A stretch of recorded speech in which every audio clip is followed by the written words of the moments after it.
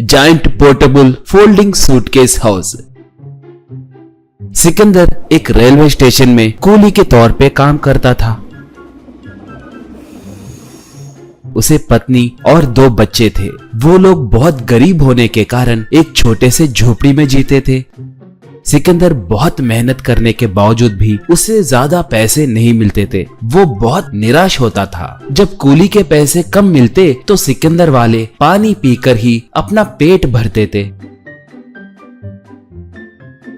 बारिश का मौसम उनके परेशानियों को और बढ़ाता था। झोपड़ी के छत पे मौजूद छेदों में से बारिश का पानी टपकता था। इस वजह से उनका सोना मुश्किल होने के कारण वो सब ठंड में कांपते हुए रात भर जगते थे। पत्नी: जी हमें ये परेशानियाँ क्या है? ठीक से खाना नहीं मिलता, कम से कम सोने की भी किस्मत नहीं है क्या? ऐसे ही चला तो हम कैसे जिएंगे? बच्चों को देखे तो बहुत दुख हो रहा है। कहती तो सिकंदर: हारी, पता नहीं उस भगवान को हम पर दया क्यों नहीं आती है। क्या करे, सब हमारे फूटे कर्म हैं। कहकर दुखी होता था।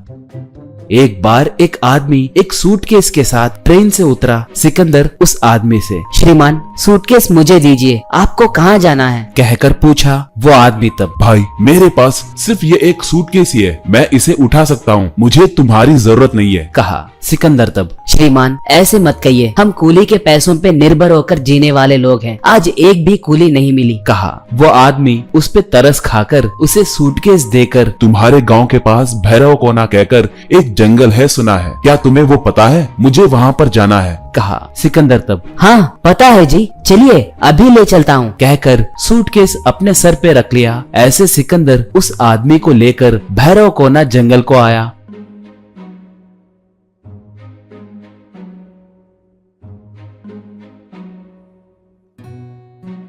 सिकंदर एक जगह पर रुककर सूटकेस को उतारकर: श्रीमान, यही भैरव कोना जंगल है, आप गलत ना सोचे तो एक बात पूछूं, इस जंगल में आपको क्या काम है? कहकर पूछा। वो आदमी तब: मैं हिमालय पर्वतों में तंत्र विद्या सीख कर आया हूँ, भैरव कोना में मौजूद माता जी के मंदिर के पास तपस्या करने के लिए जा रहा हूँ, ये लो तुम्हारे कूली के पैसे। कहकर पैसे दिया। सिकंदर तब: मगर आप देखने में साधारण आदमी लग रहे हो, बिल्कुल तांत्रिक के जैसे नहीं दिख रहे हैं, आश्चर्य की बात है। कहा। वो तब: सब मुझे ऐसे ही कहते हैं, मेरे पसंदीदा कपड़े पहनने में कोई गलत बात नहीं है कहकर मैं मानता हूँ। तुम्हें यकीन नहीं हो रहा है बोल रहे हो ना, इसलिए मैं तुम्हें एक चमत्कार करके दिखाता हूँ, देखो। कहकर अपने हाथ को घुमाया। बस उसके हाथ में एक सूटकेस और एक ट्रक का खिलौना प्रकट हुआ। वो उन्हें सिकंदर को देते हुए: मैं मेरे दिव्य नेत्र से तुम्हारे सारे परेशानियों को देख चुका हूँ, तुम्हें खाना ही नहीं, रहने के लिए घर भी ठीक से नहीं है कहकर मुझे पता चला है, इसलिए मैं इन्हें तुम्हें दे रहा हूँ। कहा। सिकंदर तब: इनसे मेरे परेशानियां कैसे दूर होंगे जी, मुझे कुछ समझ नहीं आ रहा है। कहा। तब वो आदमी उस सूटकेस को ट्रक के ऊपर रखकर उसके दोनों बटन्स को दबाया। बस वो एकदम से बड़े हो गए।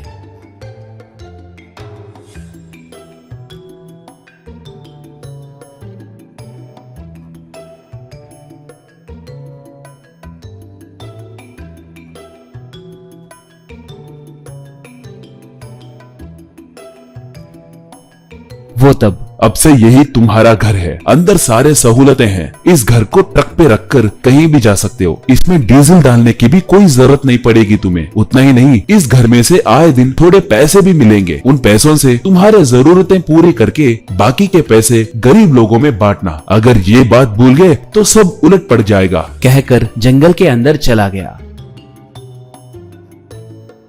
सिकंदर उस ट्रक को चलाते हुए घर को गया।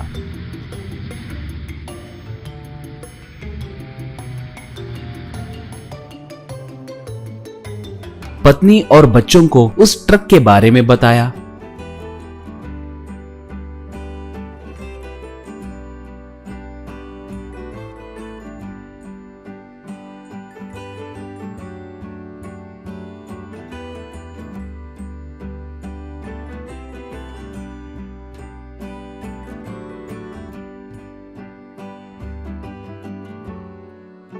इतने में उस सूटकेस घर में से पैसे आए।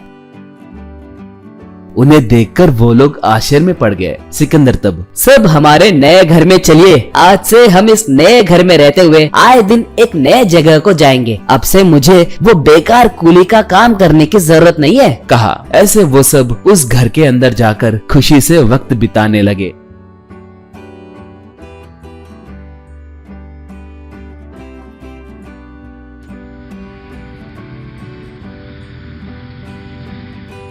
मिले हुए पैसों में से सिकंदर थोड़े पैसे गरीबों में बांटने लगा।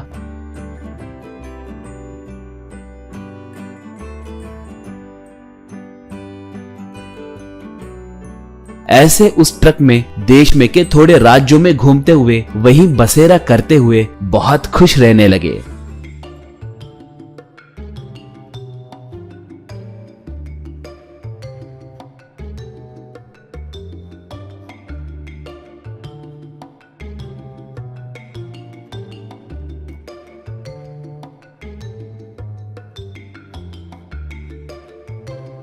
आए दिन घर में से मिलने वाले पैसों को पति पत्नी दोनों आधा आधा करके बांटने लगे। वो पैसे ज्यादा होने के कारण सिकंदर को शराब पीने की लत लग गई। पत्नी सोने की दीवानी हो गई। पूरे बदन पे सोना ही सोना था। बच्चे स्कूल को नहीं जाने के कारण वो लोग वीडियो गेम खेलने लगे। अब सिकंदर और उसकी पत्नी गरीब लोगों की मदद करना भी भूल गए। और क्या था, एक दिन वो लोग नींद से उठकर देखे तो वहाँ पर ट्रक, घर कुछ भी नहीं थे, सब गायब हो गए। वो लोग जमीन पर थे। गलती का एहसास होकर सिकंदर और उसकी पत्नी सर पकड़ लिए।